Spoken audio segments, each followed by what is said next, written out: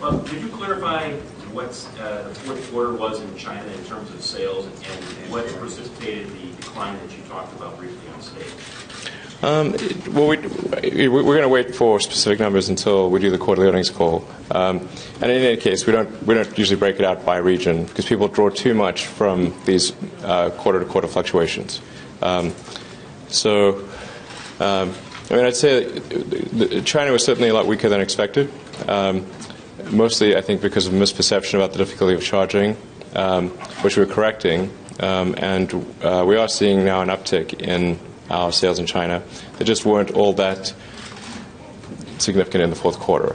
But it was more than made up for by demand in Europe and North America. And I think the China situation is temporary and will get corrected later this year. And that's Charging. That it was hard to charge. When Norway's business lately, the oil price has collapsed. The analysts don't expect to see $100 in several years. How is that going to affect your value proposition to customers and sales going forward?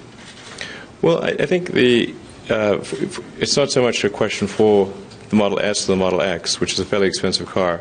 I think not many people are choosing to buy or not buy the Model S because of gasoline prices.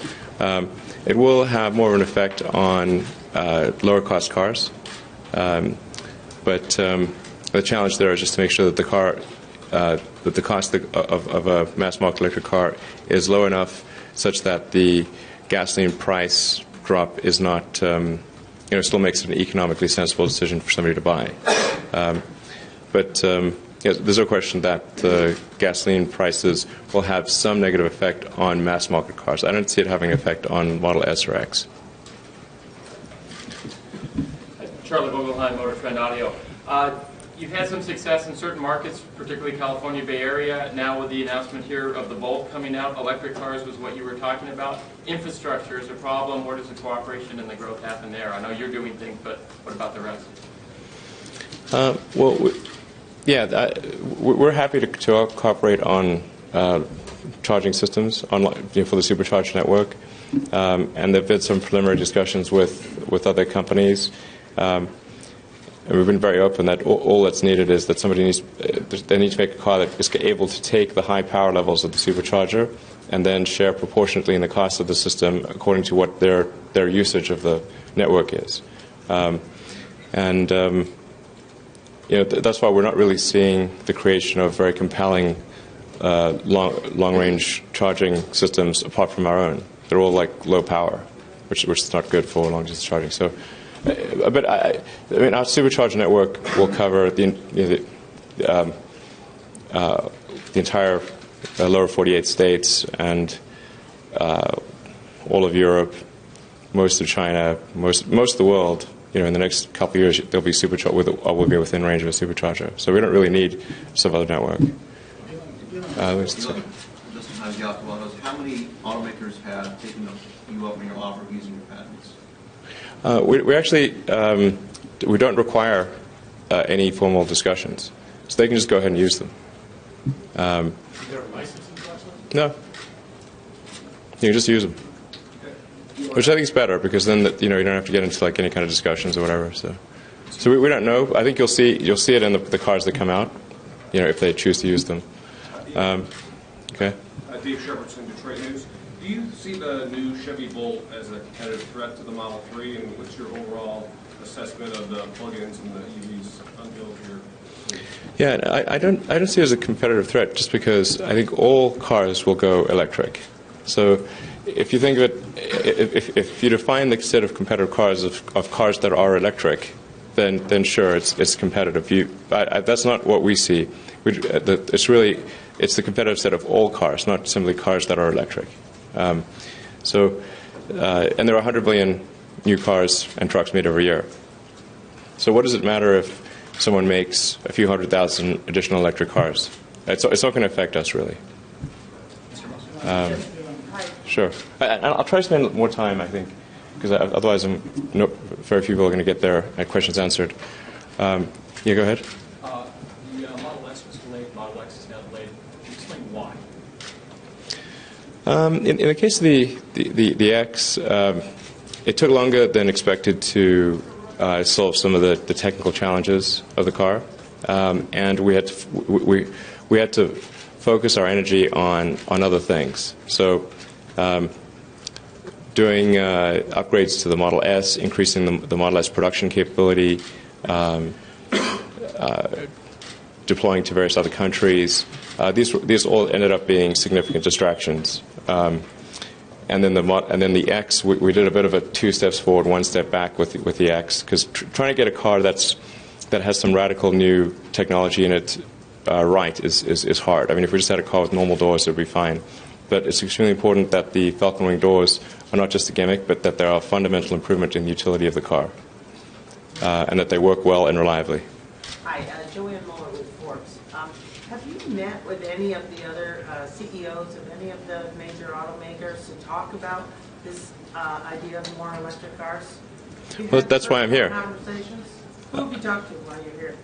Well, I talked to the whole audience. I haven't actually had. I mean, have you had one-on-one conversations? Not here. I've had one-on-one conversations in other cities. I'm not going to talk about those conversations because then there's going to be articles written that I'm having some big alliance, and then there'll be articles written like Elon wasn't, he pulled it up and then knock it down, and it had nothing to do with it. So I'm just going to say less, unfortunately. Sure. Louis Bennigan, Benzinga.com. You've pushed hard for electric cars. You want the industry to recognize electric cars. If they actually do, and they start to really produce them at a higher and better level, how much faster is that going to allow you to achieve your goals? Well, I mean, my goal is acceleration of the advent of electric cars, and so I'd be quite pleased to see other manufacturers make lots of electric cars. And then as to whether Tesla, how Tesla does in that, it's a function of how good are the cars that we make. Are our cars better or worse, about the same as other manufacturers? That will determine how many vehicles we sell. Sure. Yeah, Lee Thomas Fox 2 right here in Detroit. You're standing in a city that reinvented itself in downtimes. When you're in downtimes, what is your philosophy, or what kind of things do you think of to stay positive and going forward? When even people, like you said on stage, some people that you respect say it was not going to work. What kind of things or methods do you use to keep your mind in the right place and your company in the right place going forward? Well, I think I just feel it's making electric cars and bringing them to ultimately to the mass market is an extremely important thing. So even if people are negative or say we're going to fail, I don't care. We're still going to do it. The beginning of Tesla, and even for the first several years, people kept saying how we were going to fail, as though somehow this was new information. I knew that the probability of failure was extremely high. Show in the back there. Hi, Octavio Blanco with CNN Money. Two-pronged question. Number one is your Gigafactory. Do you foresee that being something that's going to be for the auto industry in general, where you'll sell batteries not just for your own cars, but also for GM, Ford, and anybody else who wants to buy batteries? So you get sort of a backbone of the electric industry. And number two, what do the automakers need to do to actually start building cars? What needs to happen? Sure. So, and with Gigafactory, we're sizing it to produce a huge amount of batteries. So, I think we could certainly provide battery packs to other car companies, as we've done before, at a limited scale. It is important to know kind of in advance, with some advance notice, if it's a large order of battery packs, you can't just turn on a dime. It takes a couple of years to facilitize for that. But we're more than happy to supply other manufacturers once we get the factory up and running. And sorry, what was the saying? What should they do?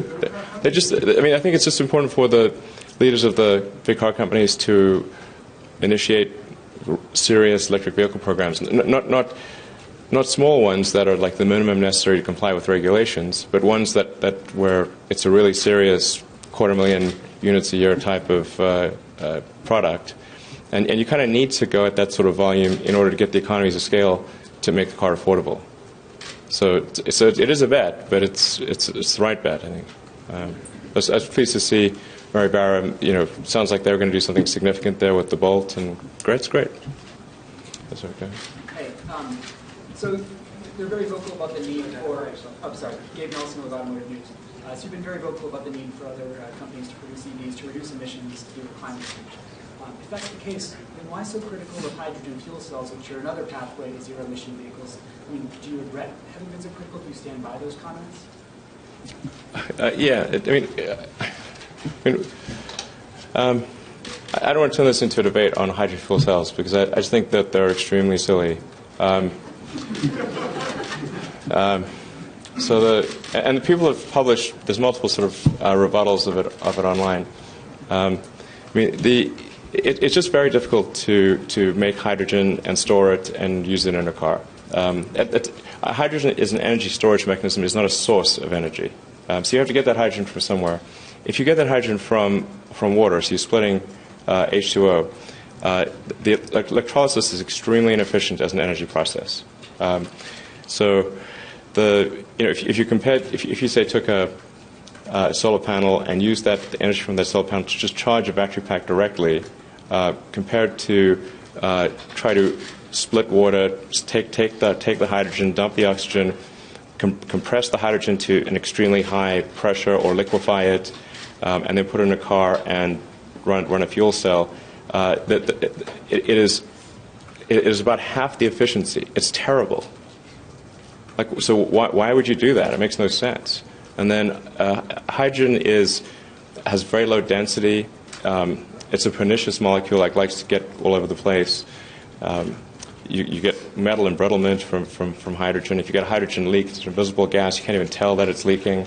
But then it's extremely flammable when it does and has an invisible flame. If you're going to pick an energy storage mechanism, hydrogen is an incredibly dumb one to pick. You should just pick methane. That's much, much easier, or propane. Hydrogen fuel cell, the best case hydrogen fuel cell doesn't win against the current case batteries. So then obviously it doesn't make sense. That will become apparent in the next few years. There's no reason for us to have this debate. I've said, my piece on this. It will be super obvious as time goes by. I don't know what we're saying. So. Cliff Banks of the Banks Report. As Tesla begins to sell significantly more vehicles at a much lower price, that's going to change the retail experience that you guys provide now, especially in areas such as handling the trade-in. You need to take the trades from other brands, handling the financing. How are you guys preparing for that new world for you guys? Yeah, for us, trade-ins are relatively. These trade-ins of Model S's are relatively low because they've only been in production for a little over 2 years. But that it will become more of a thing over time, so we're going to have to develop that infrastructure and figure it out. It's something I think we'll probably have to sort out this year. Mr. Musk, earlier you said that you foresaw, Paul Handy from AFP, Associated Press, you said that you foresaw fracking to open up resources, hydrocarbon resources that would multiply the available resources tenfold. That would seem to think that you see that gasoline prices are going to be low for a generation or more. It's going to be low for a long time, yeah. For a long time. Yeah. So in your own soft-spoken way, I think you're afraid what it's going to do to the electric car industry. I mean, there's no financial reason to do the change. No, there is a financial reason still. I mean, what it does. I wouldn't look at this as though it's a quantum change. It's a continuum. So it's still way cheaper to run an electric car than a gasoline car, even at $40 or $50 a barrel for oil. It's still way cheaper. It's just that the delta is not as big if you're comparing it to $80 to $100 oil. So what the net effect is it reduces the economic forcing function that would normally be there as a result of the scarcity of oil, and so the rate of adoption of electric cars will be slower. That's what it means. It's not now electric people won't buy electric cars. It's less. There's less power in the economic forcing function. Would it make sense for you to be making I do think it's important. Starting now. I think it's extremely important that we establish a carbon tax. This is a carbon tax that would apply to all carbon-producing entities, so power plants, to anything that both to electricity generation from hydrocarbons as well as production of gasoline or consumption of gasoline. And I think that will also increase the price of electricity to the degree that the electricity is coming from hydrocarbons, and it will increase the price of gasoline. But I think this is important because right now we're consuming this extremely valuable common good, which is the carbon capacity of the oceans and atmosphere. And we're not paying anything for that consumption. This is like having the garbage pile in your street and nobody's paying for it. And the garbage gets higher and higher. Eventually, terrible things happen. So it's just very important to put a price on, if somebody's dumping chemicals in the atmosphere, they need to pay for it. Automotive News Europe, you mentioned that your sales are going very well in Europe. Can you tell us which markets are driving that and whether you see another year of growth in 2015 in Europe? Yeah, actually we're seeing broad growth in all of our markets in Europe.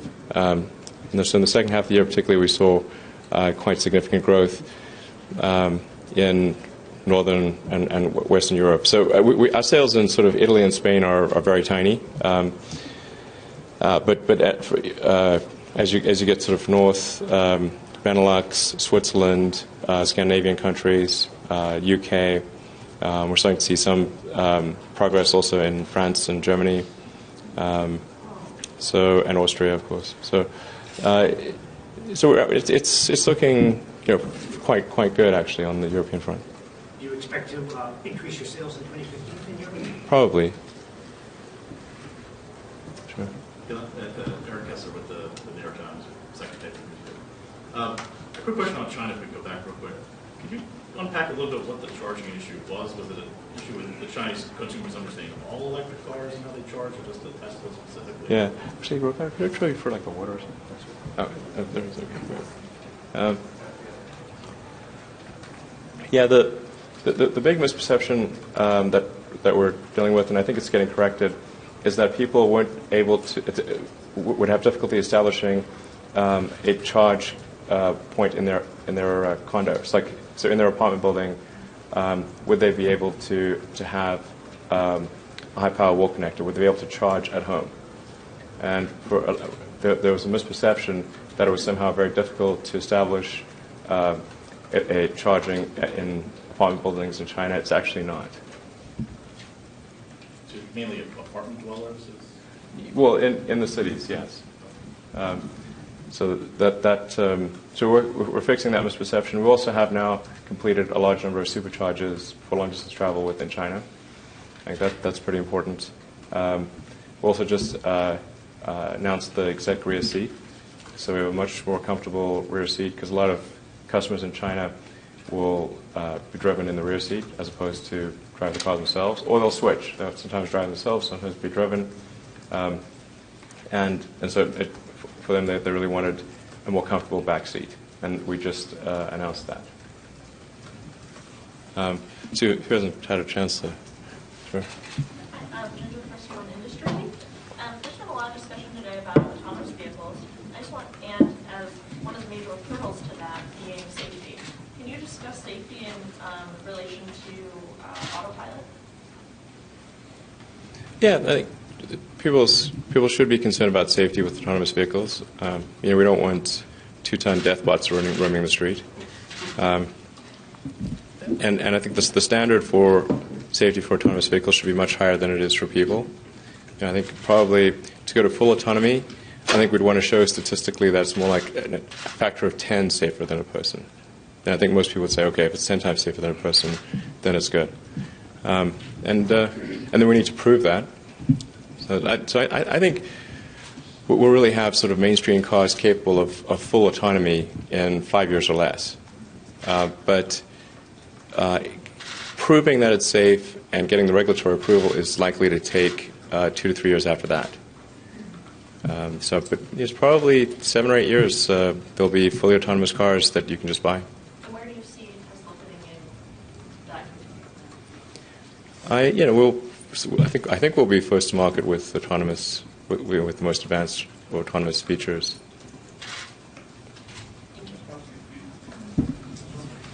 Sorry. It seems to me that your vision of a mass market electrical vehicle kind of depends very heavily on the Model 3. Can you deliver a Tesla experience at a $35,000? Yeah, I think Model 3 is going to be a great car, and What do you give up in that gap between 35,000? well, it will be a smaller car. Yeah, so for one thing, it'll be smaller, probably 20% smaller than the Model S, Model S is a fairly big car, and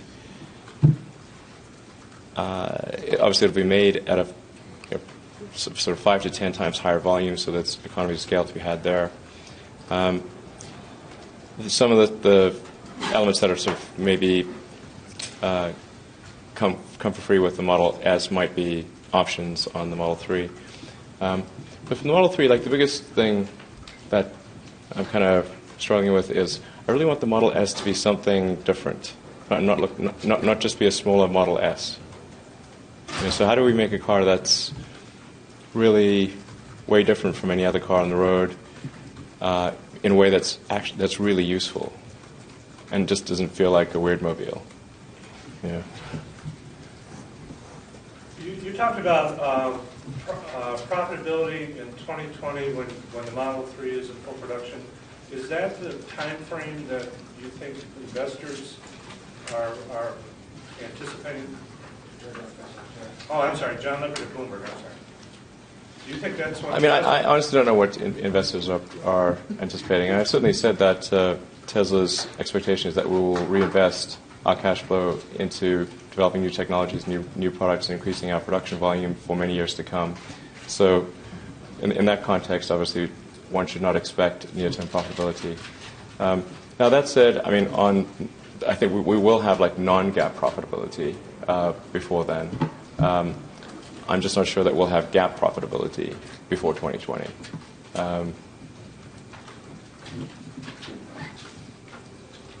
But I think any given sort of revenue stream of the company, like Model S or X or the 3, if you were to just separate that from the business and look at the gross margin and say what sort of free cash flow is that product line delivering, and you looked at each one, it would look very compelling. And the only reason it doesn't look maybe financially compelling is that when you combine these things, and you're also at the early stage of new products, and you're spending a lot on new products, the combined thing may not look good, but it looks good if you parse it out by vehicle. Sure. Who not asked? Jim Harwell from the Washington Post. Mark feels that Ford has said they has stripped down on Model S to become familiar with the design. Are there any elements to the Bolt or any of the new electric vehicles that you'd like to emulate or you intend to do something similar?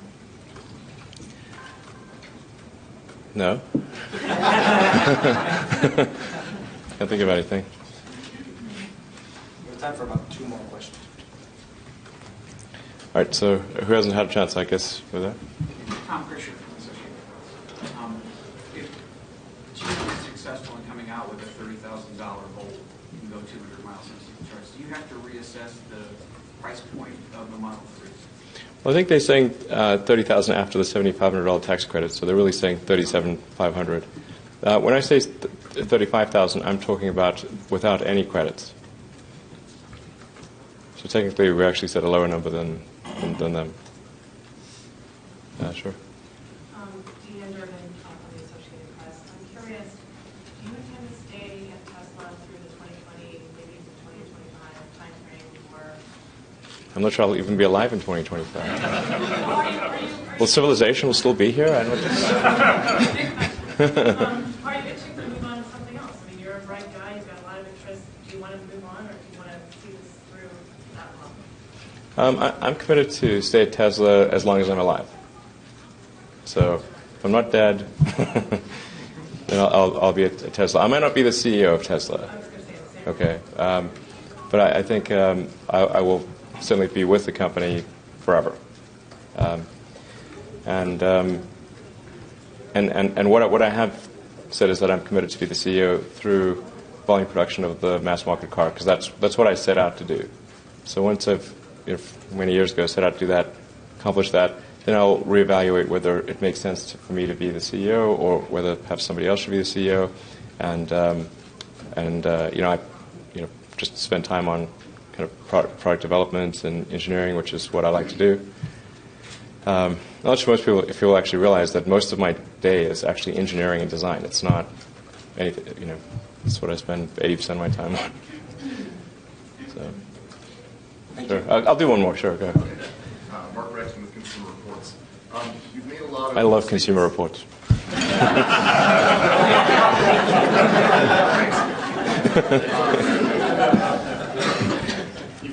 You've made a lot of statements about how proud you are that you're able to make this kind of vehicle in the United States. But in talking about your volume aspirations, you get to 500,000, then you start talking about several million a year. Obviously, that means more factories. How much production do you see actually happening in the U.S. once you outgrow Fremont, as opposed to offshoring to low-cost markets like China, Eastern Europe, et cetera? Well, it's more that, if Fremont's sort of capacity is about 500,000 units a year, and it kind of makes sense if you're making a mass market car, particularly to do local production, because if we made a low-cost car in California and then ship that to China, it would be kind of crazy. So it would make more sense to establish a factory in China for local production and establish a factory in Europe for local production there, so we don't have to put cars on ships. Because then it's one thing if you're like making iPhones or something and you can put 10,000 of them in a C-van.